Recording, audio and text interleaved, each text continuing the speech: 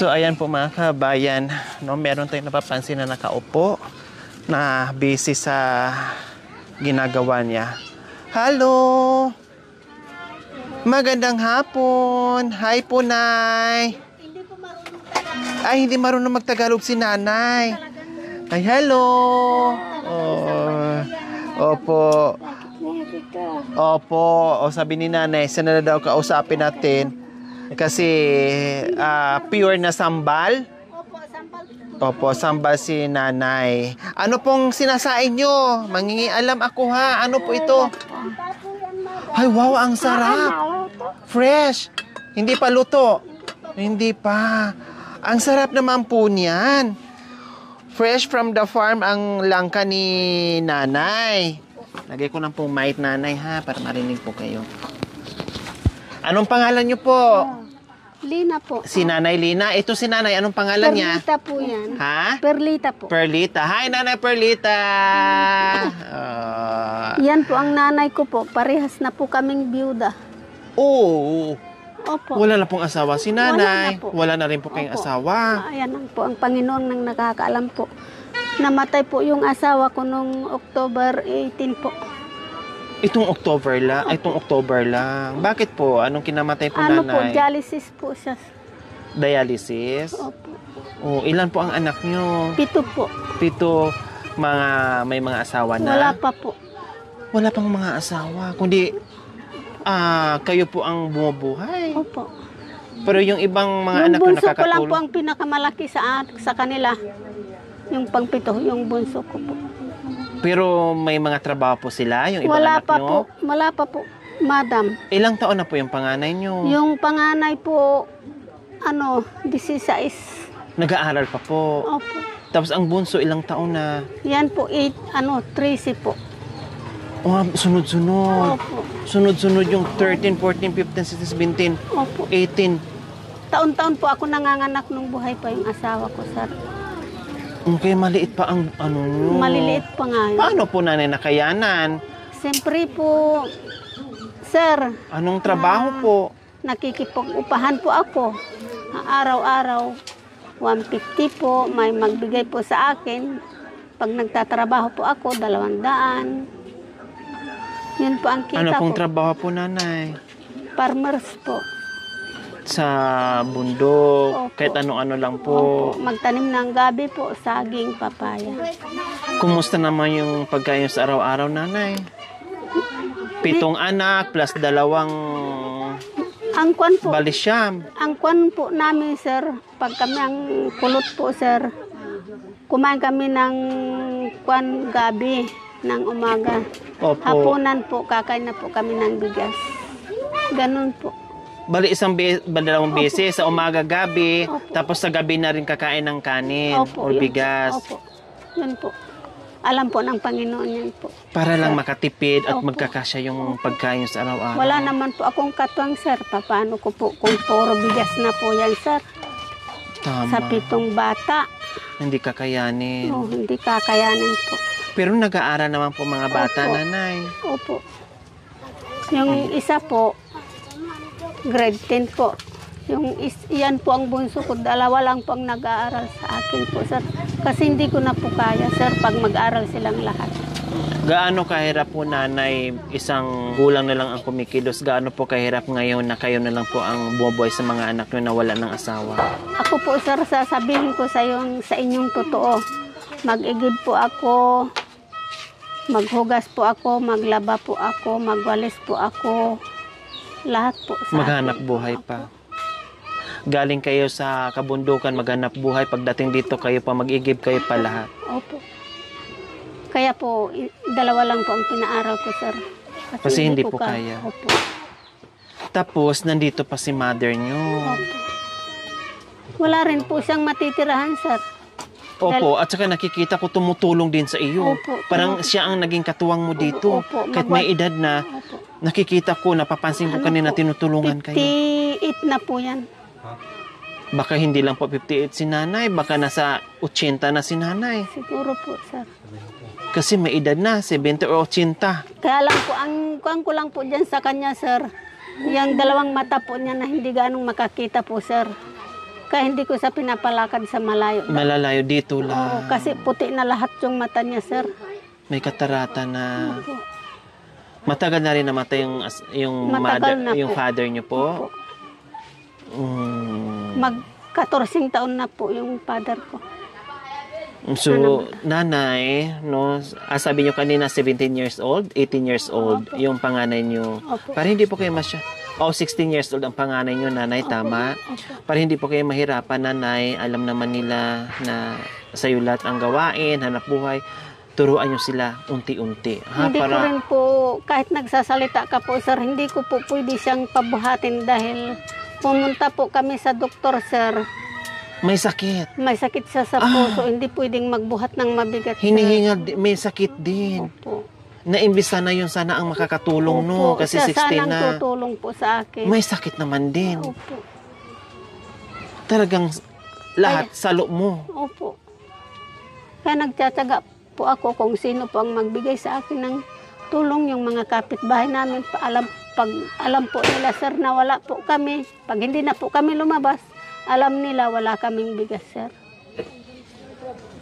Ito, tulad nito isang buong langka. Opo. Yan ang ulam nyo ngayon. Pero may sinaing kayo? Opo. May nagbigay kahapon, sir. Bali, 2 salok na bigas. Yun po ang bigas namin ngayon po, sir. Hindi po ako nagsisinungaling, sir. Galing sa relief goods. Nung Pasko, kumusta po kayo? Nung Pasko po, sir, wala po kaming pinamasko.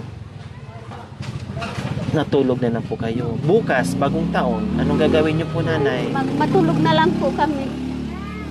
Sir, anong magagawa ko, sir? Ganito ako, sir. Wala akong hanap buhay. Saka yung mga anak ko. Wala ring trabaho, sir. Di magtyaga akong matulog, sir. Yun. Matulog na lang po. Makikinig na lang, makikiramdam na lang sa mga Makikiramdam na lang kapitbahay. po sa paputok. Kung masaya po sila, makisalo kaming magsaya, sir. Yun na lang po ang gawin ko. Katulad ngayon, nag-uumpisa na yung turutot, nag-iingay na sila. Katulad ngayon, sir, nag-umpisa na akong magbalat. Kung dumating yung mga anok ng asawa kong namatay, magkakain sila. Yan ang ulam lang, sir. Pag meron kayong bisita, bakit may bisita kayong parating? Wala naman po.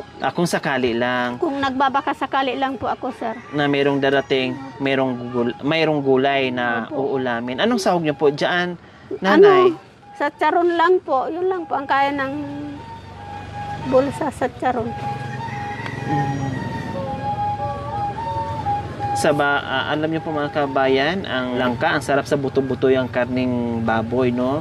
Ang sarap yan sa buto-buto talaga. Pero pag wala, okay lang. Yung iba nga, gata lang no? Ginagataan lang nila. Lagyan Yung kay lang. nanay naman ay chicharon lang. Hindi na po ginagataan, nanay? Gata po. May gata May po. gata. Opo. May niyog na kayo. Opo. Okay na. So, may gata na. Mas sarap po kasi yan, nanay, kahit walang saw. Basta may gata lang, asin bitsin. Okay na po yung importante may Tapos, ulam. Maggayat na lang po ako ng luya. Opo, wow, masarap po yun. May luya. Opo. So, ayan. Nung Ayan na yung hapunan yun, nanay. So, ayan po mga kabayan. No, medyo nalagpasan na natin si Nanay Rose o Nanay Rosalinda. No, kasi napansin ko lang talaga si Nanay Perla o si Lola Perla. Sabi ko mukhang matanda na at ugod-ugod na. Nakita ko kanina sa labas. Kaya sabi ko balikan nga natin. Nang bumalik nga kami, ayun nga, nakita ko nga na ito nga ay merong ginagayat na Ito po langka po, sir. no, para ulamin na mamaya. At saka ganun pa man ang hirap ng buhay mga kabayan, pero sabihin ni nanay, baka kasi darating ang kaanak ng kanyang mister na mayapa na, Opo. na meron siyang ipakain or ipaulam. Di Pero ba? Parang inisip pa rin ni nanay kung merong bisita, no? Kasi Sa dati hirap ng buhay pero nakuha pa rin maghanda para sa mga bisita. Nakakatuwa, no? Ganyan talaga mga kabayan yung puso ng mga katutubong aitas natin. Talagang kahit wala na, kahit para na lang sa kanila pero makuha pa lang magbigay o magpakain. Oh, 'di ba Nanay Linda, Nanay Rose? So may bigas pa po kay Nanay Rose. 2 pati po. Dalawang 2 salop po. salop. So hanggang ngayon na lang.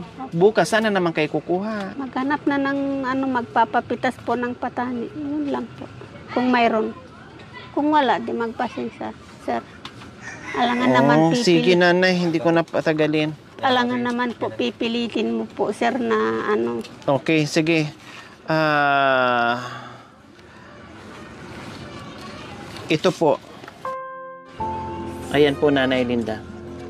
Thank you po. Maraming salamat. Sana po masigit pa dito ang kapalit po na binigay nila sa akin.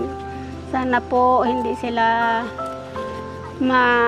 sa kanilang pagtulong sa amin po. Sana ay guminhawa rin po sila para maibalik po yung binigay nila sa amin. Yun lang po. Wala na po akong kasama. Binigyan po nila ako ng pang-New Year po namin. Opo. Kaya po, ibalik niyo po sa kanila, Panginoon, yung mas malaki pa dito para marami pa po silang matulungan na kagaya ko po. Yun lang po, sir. Maraming salamat sa inyo na kayo po ang nakakaalam ng buhay namin. Okay lang, Nanay. Laban lang po, Nanay Hindi ko Linda. po akalain na kayo palang magbigay sa amin ng pang-New Year namin. Masakit po, sir, na walang kasama. Opo, naramdaman ko po, Nanay Lin. Ang hirap na walang kasama, walang katuwang, na maraming anak na umaasa.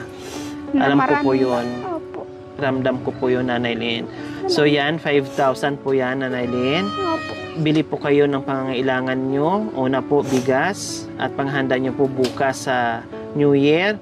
At magtira din po kayo sa bulsa nyo para meron kayong dukot-dukutin, Nanay Lin. Kasi alam ko ang laki ng obligasyon na hinaharap nyo ngayon. Pero nandyan yung Panginoong Diyos, huwag kayo mawalan ng pag-asa. No? Kapit, siya lang ang nakakaalam sa atin. Kakayanin mo yan, hindi ka pababayaan, Nanay Rosalinda. Opo, sir. Bakit naiyak po kay Nanay Rosalinda? Siyempre ngayon lang po. Ngayon lang po may nagbigay sa amin ng tulong na ganito, sir. Hindi po napanay na palagi kaming yung kwan nagbibigay sa amin. Wala po. Sa totoo lang po, alam ng Diyos yan. Kayo lang po ang nagpaiyak sa akin. Sa lahat po nang pumupunta dito sa amin, wala. Kayo lang po ang nagpaluha sa akin, sir, at nagbigay ng tulong sa akin. Ano po, Nanay Rosalinda? Wala, hindi ko po akalain na kayo palang magbigay ng pang-New Year namin. Sana po masigit pa dito ang kapalit na ibalik nila sa inyo ng Panginoong Diyos po. Opo. Sabi ni Nanay, relax lang daw, Nanay. No? So, Nanay Rosalinda, no? Mag-enjoy kayo. Kalimutan mo na yung mga problema dahil ang problema kasama talaga sa buhay natin araw-araw. I-relax nyo muna yung mind nyo bukas. May pagkakabisihan na kayo bukas. Siyempre, bibili kayo ng pansit or spaghetti, karne, bigas. So, makaluwag-luwag na. Alam ko malaking bagay po yan sa inyo. Sa isipan nyo na walang ibang iniisip araw-araw kundi paano yung buhay namin bukas? Paano yung pagkain namin bukas? Paano yung mga anak ko nag-aaral? Paano lahat iniisip nyo? Kayo na ang tatay, kayo na ang nanay, lahat sa inyo na. Pero nandyan kayo nakatayo, lumalaban, kahit mahirap pero walang choice, gumagawa ng paraan para hindi magutom yung mga bata. So deserve kayo na makatanggap ng biyayang 5,000, Nanay Rosalinda. Masaya na po kayo, Nanay Rosalinda? Masaya na po at mayroon na pong pang-New Year po, sir. Sana'y masigit pa doon ang ibalik ng Diyos sa inyo po, sir. Na binigay nyo sa akin, masigit pa sana doon na ibalik nila sa inyo. Walang anuman po, Nanay Rosalinda. Salamat. Ganon din po sa inyo. No? Unang-una, bigyan kayo ng lakas ng pangangatawan sa araw-araw. No? Na hindi kayo mapundi, hindi kayo mapagod, na hindi kayo magkakasakit para hirapan ang buhay, basta walang sakit, ayos lang, makapaghanap buhay, hindi magugutom. Okay, so ayan, napasaya natin. Maraming salamat po from Dream Gym, Baguio City. Maraming salamat po sa inyong ginito ang puso. No, naway pagpalain po tayo ng Panginoon Diyos araw-araw. Naway ibigyan po tayo ng kalakasan ng katawan sa araw-araw. Naway ibigyan po tayo ng mahabang buhay pang sa ganun. Marami pa tayong matulungan na gaya nila. Ingat po kayo sa bilang naghatid sa akin ng tulong. Sana po ay ingatan po kayo sa inyong pagbalik. Kung saan pa po kayo pupunta, tulungan din po kayo. Ingatan po din kayo. Patnubayan po kayo ng Panginoon Diyos.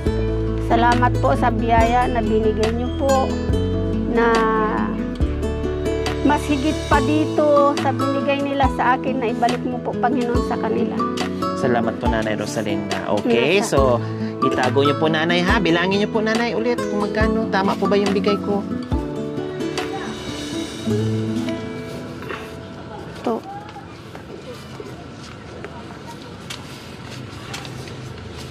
Ano po ba? To, ay 1, 2, 3.